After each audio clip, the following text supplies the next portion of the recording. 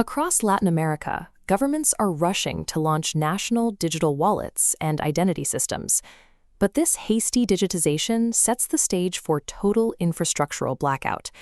In early 2026, a cluster of digital crises emerged in Argentina, Uruguay, and Mexico. These nations aggressively rolled out centralized, sovereign state networks to consolidate citizen data under a single digital roof. These expansions were built on remarkably weak foundations. We're seeing basic security failures, like missing multi-factor authentication and exposed administrative keys. It's an environment where credential stuffing, using automated software to cycle through thousands of stolen passwords, can compromise a national database in minutes. When these breaches occur, institutions often retreat into the protocol of silence. They minimize the damage, claim empty bank accounts are just visual sync bugs, or hire private firms to manufacture fake threats to distract the public. With state channels focused on narrative control, the public needed an independent source of information, one operating completely outside the corporate state nexus. Alberto Daniel Hill, a forensic analyst and digital rights advocate, fills this vacuum through the Cybermidnight Club. His platform provides a direct intelligence focus on the regional vulnerabilities that states often try to obscure. Hill monitors raw telemetry from the dark web to bypass official PR cycles. By analyzing underground signals before they reach the mainstream, he has established a track record of predicting national security incidents before the targeted governments even acknowledge them. This process starts with the predictor protocol.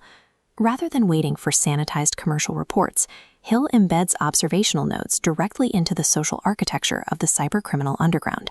This is the actual interface for the platform's Telegram nodes. By integrating with encrypted communication channels used by digital syndicates, the ecosystem captures threat actor telemetry in real time. This allows Hill to listen into live audio rooms where hackers celebrate successful breaches. In many cases, he is documenting the architecture of a hack while the victimized government is still unaware they've been hit. The platform then moves to verification. This diagram shows how raw dark web data is filtered. By using cryptographic proofs, the ecosystem identifies and blocks corporate PR spin or false flag operations, ensuring only verified structural breaches are reported. This technical accuracy has created an unusual dynamic. Underground threat actors frequently show more respect for the platform's empirical data than they do for official state announcements. For example, after police raids in Argentina, the leadership of the Chronus Mafia bypassed mainstream media entirely. They sent a heavily encrypted direct voice note to Hill to clarify their operational status, recognizing him as a credible analyst of their activity. By operating without non-disclosure agreements or state oversight, this pipeline functions as an independent intelligence agency that prioritizes raw data over institutional reputation. Once the intelligence is verified, it reaches the final stage, weaponized radical transparency. The platform doesn't just archive the data, it broadcasts it directly to the public to force institutional accountability. To make complex forensic reports accessible, Hill packages them as 1960s-style comic art. This visual shows an intelligence dossier framed as a locust alert, turning a dry technical threat into a clear public warning. This satirical artwork is designed to counter institutional narratives.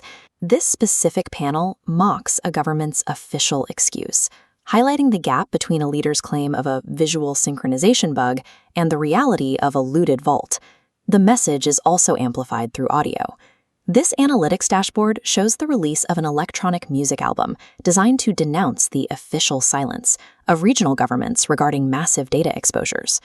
Hill even produced a satirical podcast miniseries that provided a step-by-step breakdown of a fictional hack on Uruguay's digital wallet system. This script for the miniseries illustrates the depth of the analysis. While framed as fiction, these documents provided a technical blueprint of how a centralized identity system could be compromised. Packaging these crises as satire allows the platform to bypass censorship. It forces impenetrable data into the public consciousness by making it easier to consume and share than a standard technical bulletin. This strategy creates real-world pressure. As the data goes viral, traditional media outlets, like the one shown here, are forced to cover breaches that institutions previously attempted to keep quiet. It also alters the economics of the attack. By exposing a breach immediately, Hill removes the element of surprise. This strips the hackers of their primary leverage, reducing the effectiveness of their extortion attempts. The most direct impact is on public safety. This timeline compares official state notifications against the platform's early warnings. That gap represents critical lead time, allowing citizens to freeze credit lines and change passwords before the government even acknowledges the risk. This work often faces state-sponsored pushback and smear campaigns. However, the platform maintains its standing through grassroots validation on Reddit and X, where users verify the platform's forecasts against their own experiences with service outages. Cybermidnight serves as a psychological CERT, a computer emergency response team that provides technical clarity to a public that has been misled by official narratives. As Global South nations continue to centralize citizen data in high-risk digital systems, the need for independent verification will only grow.